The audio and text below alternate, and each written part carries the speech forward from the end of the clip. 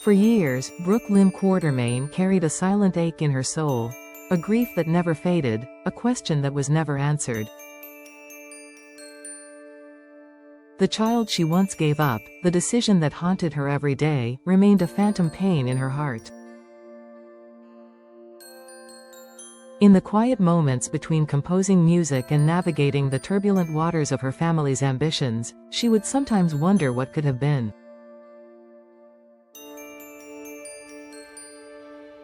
Where was her child? Was he safe? Was he happy? Would he ever know who she was? These thoughts trailed her like shadows, refusing to let go. But then, the truth arrived, not with a fanfare, but with quiet devastation.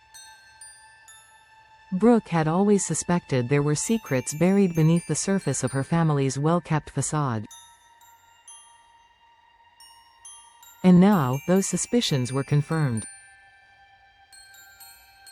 Her child, the very soul she had thought lost to the world, had never been far.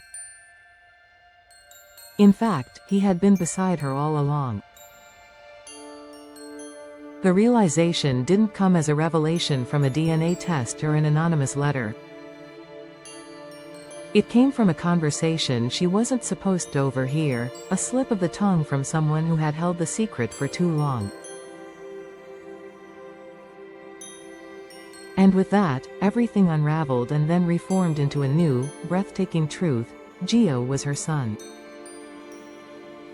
She reeled at first. All those shared moments with him, smiles exchanged, casual touches, subtle instincts of care, they weren't coincidences.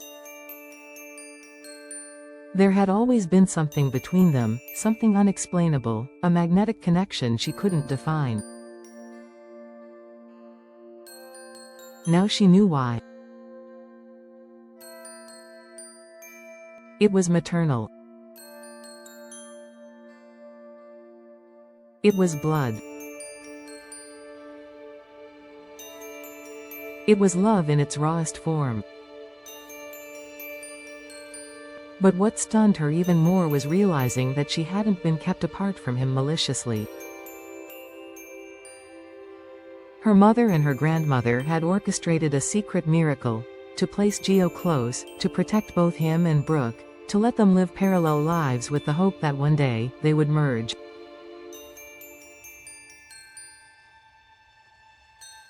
Instead of rage, Brooke felt gratitude. She thanked her grandmother for her silent wisdom, for her gentle manipulation of fate. She even found it in her heart to thank her mother, Lois, despite their long and complicated past. There was a kind of poetic justice in knowing that the people she had once resented for their secrecy had, in their own flawed way, protected her heart. But the peace didn't last. Word had reached her that Gio had gotten into trouble at the hospital. It was a chaotic day in Port Charles, and tension was already running high. Brooke rushed there, breath short, emotions frayed, not knowing what she would find. She had only just begun to embrace her new identity as Gio's mother, and now she feared she might lose him before even getting the chance to say it out loud. When she arrived, the corridor outside the ER was a battlefield of noise. Nurses hurried past, and the shouting was unmistakable. She heard Dante's voice, loud, furious, scolding. Her heart clenched. That voice had once comforted her, but now it struck her like a blade. He was yelling at Gio, and from the sound of it, things were escalating fast. Brooke didn't hesitate. She pushed through the swinging doors and into the room. Her eyes immediately locked onto Gio, who stood frozen under Dante's angry glare, his posture tense and his eyes wide with confusion and barely concealed pain. There was a cut on his lip, and a bruise beginning to swell along his cheekbone. She saw him, truly saw him, as her son for the first time in that moment. And the fury that rose in her was primal. Without thinking, she crossed the room and wrapped Gio in her arms, holding him with a fierceness that startled everyone around. Her voice rang out, sharp and protective. "Who are you to yell at my child?" she demanded, her eyes ablaze as they met Dante's. "Do you even know who he is?" Dante looked stunned, not just by her words but by the emotion behind them. And then, as if fate had timed it cruelly, another voice cut through the tension.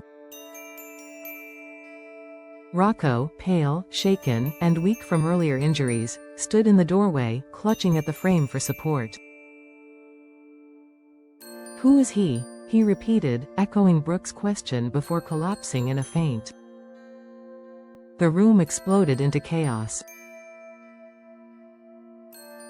Nurses rushed forward, Dante lunged to catch his son, and Brooke tightened her grip on Gio as if she might lose him again. The chaos, however, couldn't drown out the truth that had just been laid bare for all to see. In the hours that followed, Port Charles would rumble with shockwaves from that one scene. Brooke had made a declaration that couldn't be taken back.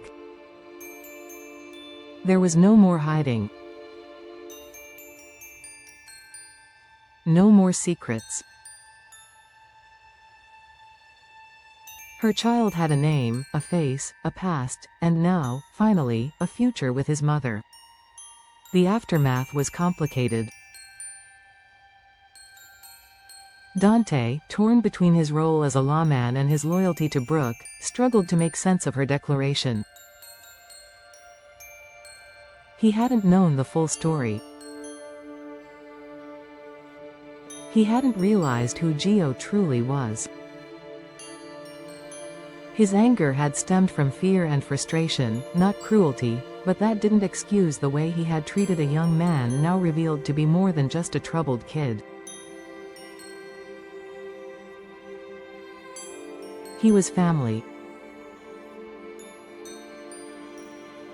Brooke, for her part, refused to back down. For the first time in years, she felt purpose burn within her. She had a second chance, and she wasn't going to let it slip away. She began making arrangements, not just legal ones, but emotional ones. Therapy, family mediation, and a long, difficult conversation with Gio that neither of them would ever forget. At first, Gio resisted. He had grown up believing he was abandoned, believing that no one had fought for him. The idea that Brooke had been near all along, without telling him, felt like another betrayal. But she explained everything. Not with excuses, but with honesty. She told him about her fear, her regret, and how every day of her life had been marked by his absence. She told him how she had watched him grow from a distance, not knowing he was hers, but always feeling drawn to him. Eventually, the walls began to crumble. Gio didn't embrace her right away, but he stopped pulling away. He started asking questions. He wanted to know what she had named him before the adoption. He wanted to know what she dreamed of for him when she was younger. He wanted to know her, not just as a singer or a quartermain, but as a mother. And Brooke? She answered every question with tears in her eyes and a fire in her voice. She knew the road ahead would be long and uneven, but she was ready to walk it. Because now she wasn't walking alone. She had her son by her side. The hole in her heart, though scarred, was beginning to heal. The story was far from over. But in a town where secrets were currency and truth was often buried beneath layers of lies, Brooke had done something rare and revolutionary. She had spoken the truth. And in doing so, she had found the one thing she thought she had lost forever, her child. Her family. Herself. Would you like a visual to accompany this article, perhaps Brooke embracing Gio at the hospital?